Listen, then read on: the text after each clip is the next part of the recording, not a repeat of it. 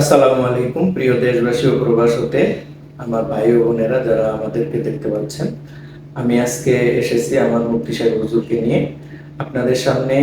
আজকে মুফতি মোহাম্মদ তামিম বিন তাজ আলোচনা করবেন মাসলা মাসাইল সংক্রান্ত।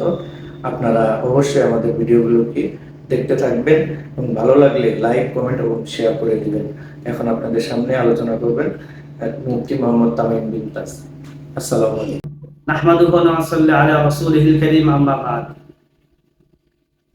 আজকে আমরা আলোচনা করব ওযু সংক্রান্ত একটি মাসালা, দাড়ি খিলাল করা সম্পর্কে।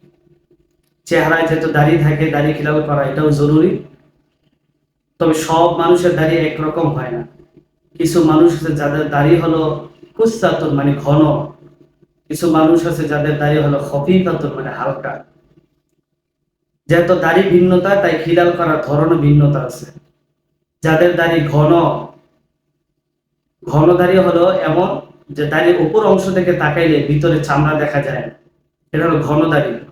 ঘন দাড়ির ক্ষেত্রে শরীয়তের হুকুম হলো যে চামড়া পর্যন্ত পানি পৌঁছানো জরুরি না, শুধু উপরে অংশ পানি পৌঁছে দিলেই চলবে।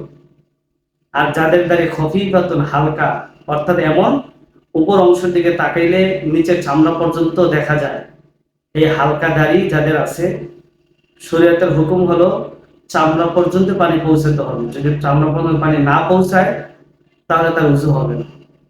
আবার অনেকে দাঁড়িয়ে আছে খুব লম্বা, যেটা এক মুষ্টির চেয়ে আর অনেক বেশি লম্বা, যেগুলো নিচে ঝুলে থাকে। ঝুলন্ত দাড়ি যেগুলো এক মুষ্টির আর নিচে, শরীয়তের হুকুম হলো ঝুলন্ত দাড়ি সেখানে আপনি খিলাল করতে পারেন, পানি পৌঁছাতে পারবেন, কিন্তু এটা জরুরি না। এই জন্য আমরা সবাই দাড়ি খিলাল করার ব্যাপারে খুব সতর্কতা অবলম্বন করব। আল্লাহ তাআলা আমাদের সবাইকে তৌফিক দান করুন। আল্লাহুম্মা আমিন।